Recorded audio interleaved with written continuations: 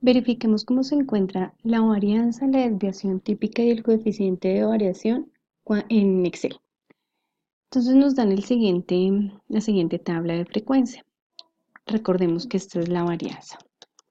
Entonces, para poder encontrar la varianza, tengo que encontrar la media aritmética. Entonces, la media aritmética la encuentro multiplicando XY por FI, sumo la columna y lo divido por el número total de datos. Entonces, decimos igual XY por FI, arrastramos, sumamos la columna, nos daría 411 sobre el número total de datos, que el número total de datos recordemos que es la suma de la columna de F.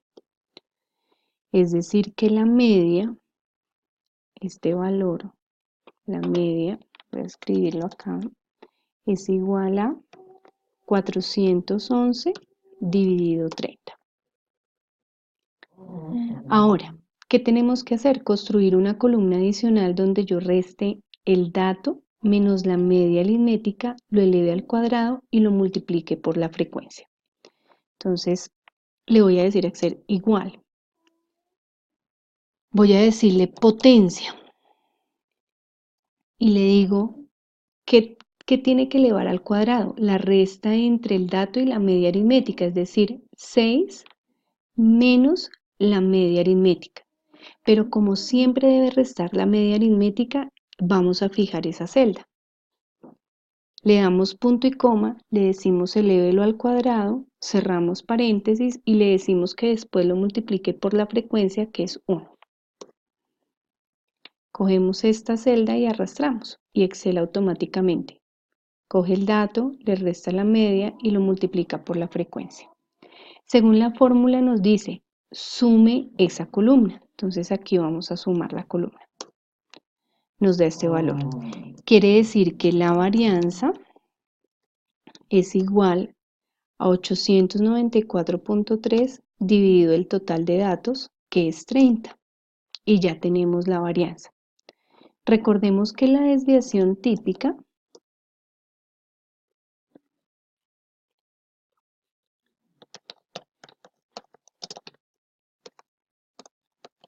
o estándar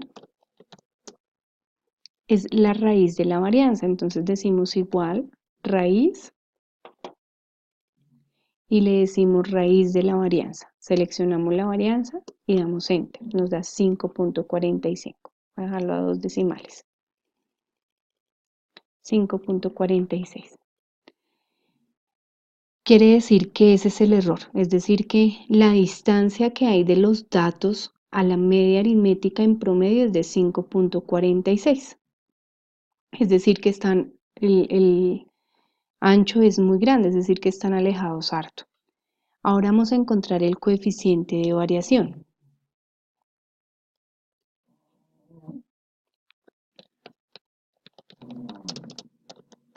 Es decir, CB. Voy a pasar esto para acá.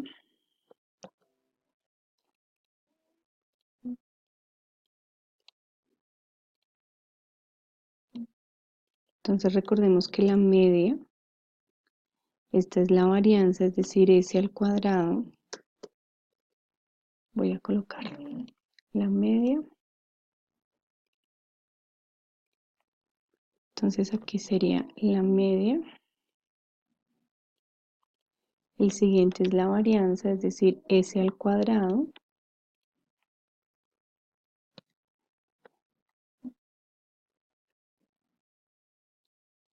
El siguiente es S. Y el siguiente es el coeficiente de variación. Entonces, para encontrar el coeficiente de variación decimos desviación menos media, dividido media. Entonces, desviación dividido media, 13.7. Nos da 0.39. Acá no lo multiplico por 100 porque Excel automáticamente lo multiplica si le doy porcentaje. Y quiere decir que es el 40% de desviación. El 40%, como es mayor que el 30%, quiere decir que esta tabla de frecuencia es heterogénea. Es decir, que los datos están alejados unos de los otros en más o menos en un 40%.